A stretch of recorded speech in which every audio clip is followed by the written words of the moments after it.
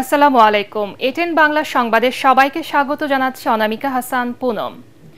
জাতীয় সংসদ নির্বাচনে পিআর পদ্ধতি, জুলাই গণহত্যা দৃশ্যমান বিচার এবং নির্বাচনের আগে লেভেল প্লেইং ফিল্ড নিশ্চিত করা সহ ৭ দফা দাবিতে রাজধানীর সোহরাওয়ার্দী উদ্যানে শুরু হয়েছে জামাতে ইসলামীর জাতীয় সমাবেশ।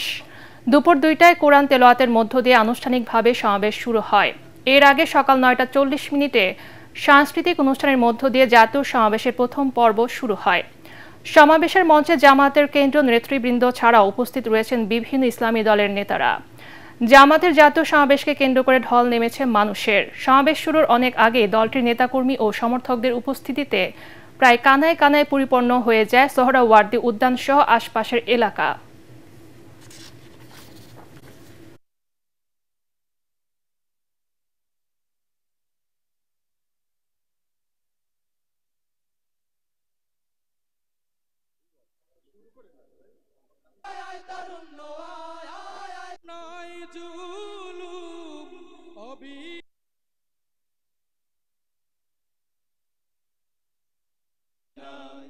সব দেখেছি কোরআনের শাসন।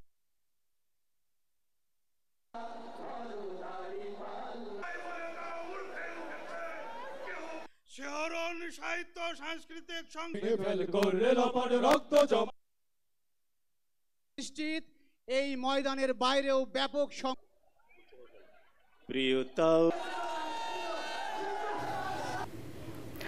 দর্শক, এই মুহূর্তে সোহরাওয়ার্দী উদ্যানে আছেন আমাদের সহকর্মী খায়রুল ইসলাম।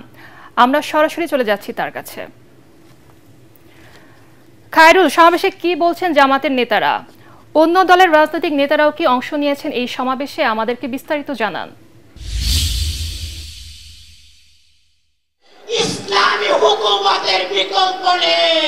জি, ইতিমধ্যে কিন্তু অন্যান্য দলের নেতৃবৃন্দরা কিন্তু অংশ নিয়েছে।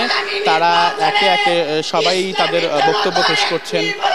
তারা বলছেন যে আসলে বিগত সরকারের জুলুম নির্যাতনের কথা তারা তুলে ধরছিলেন, যে আসলে সে সময়কার সরকার, ফ্যাসিবাদ সরকার অন্যান্য দলগুলোর প্রতি যে নির্যাতন জুলুম চালিয়েছে সেসব বিষয়গুলো তুলে ধরছেন। এবং তারা আরও একটি বিষয় বলছেন যে আসলে নতুন এই বাংলাদেশে তারা আর কারো জুলুমের শিকার হতে চায় না। এজন্য তারা বারবার একটা কথাই বলছেন যে আসলে সকল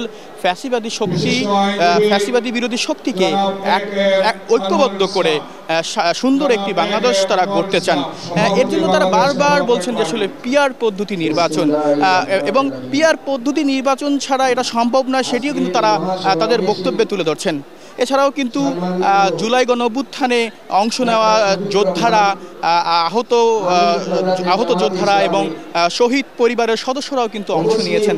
তারাও কিন্তু তাদের বক্তব্য এখানে পেশ করছেন। তারাও কিন্তু সে সময়কার জুলাই আগস্টে যাদের উপরে যে হামলা হয়েছে সেই নির্মমতার কথাগুলো কিন্তু তারা বারবার তুলে ধরছেন।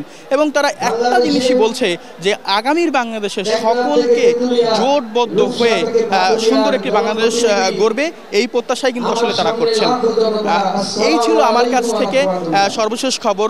জামায়াতের আমির যখন বক্তব্য দিবে কিংবা জামায়াতের নেতৃবৃন্দদের অন্যান্য নেতারা যখন বক্তব্য দিবে, তখন হয়তো আরো নতুন কিছু আমি আপনাদেরকে জানাতে পারবো। খায়রুল, আপনাকে ধন্যবাদ। দর্শক, সোহরাওয়ার্দী উদ্যান থেকে আমরা সরাসরি কথা বলছিলাম আমাদের সহকর্মী খায়রুল ইসলামের সঙ্গে।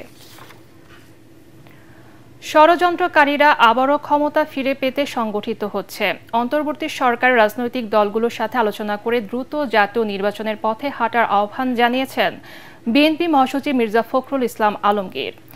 জাতীয় প্রেস ক্লাবে গণতন্ত্র মঞ্চের আলোচনা সভায় তিনি আরও বলেন, গণতন্ত্র প্রতিষ্ঠার যে সুযোগ এসেছে তা হারানো যাবে না।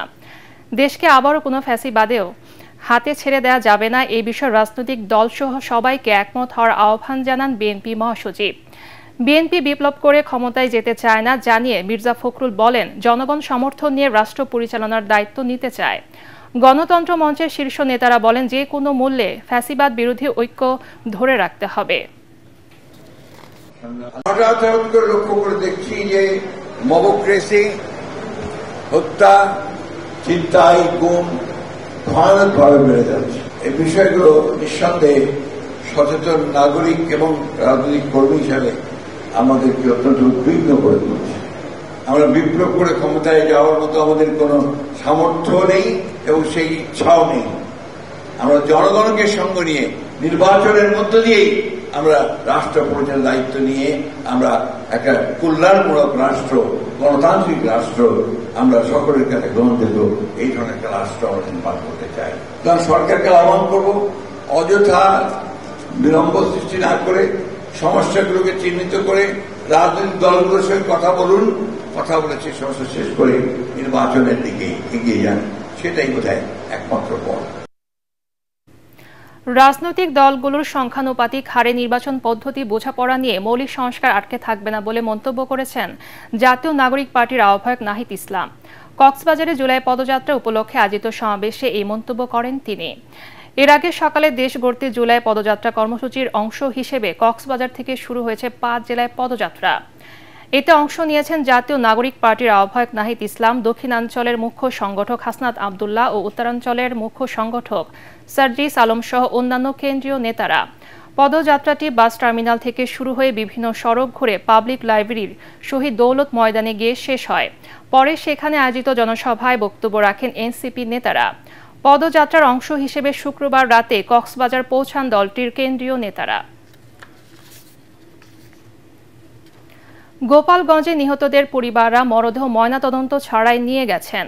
প্রয়োজনে সেই সব মৃতদেহের ময়নাতদন্ত করা হবে বলে জানিয়েছেন স্বরাষ্ট্র উপদেষ্টা জাহাঙ্গীর আলম চৌধুরী। সকালে শাহজালাল আন্তর্জাতিক বিমানবন্দরের তৃতীয় টার্মিনাল পরিদর্শন শেষে কথা জানান তিনি। স্বরাষ্ট্র উপদেষ্টা বলেন, গোপালগঞ্জের ঘটনায় আইনশৃঙ্খলা বাহিনীর কোনো ব্যর্থতা ছিল কিনা সেই বিষয়টি খতিয়ে দেখতে তদন্ত কমিটি কাজ করছে। এদিকে তৃতীয় টার্মিনালের ইমিগ্রেশনে কি পরিমাণ লোকবল লাগবে সেই ব্যাপারটি খতিয়ে দেখতে এই পরিদর্শন বলে জানান তিনি। বলেন, তৃতীয় টার্মিনালের কাজ প্রায় 100% সম্পন্ন হয়েছে। এটি চালু হলে এয়ারপোর্টের সেবার মান আরও বাড়বে বলেও জানান স্বরাষ্ট্র উপদেষ্টা। ঢাকার যেটা আছে এটা তো ময়নাতদন্ত হচ্ছে, আর কয়েকটা দেখছেন যে ডেড বডি তারা নিজেরই চলে গেছে, তো ময়নাতদন্ত কিভাবে হবে? ওইগুলি যদি দরকার হয় আবার ময়নাতদন্ত হবে।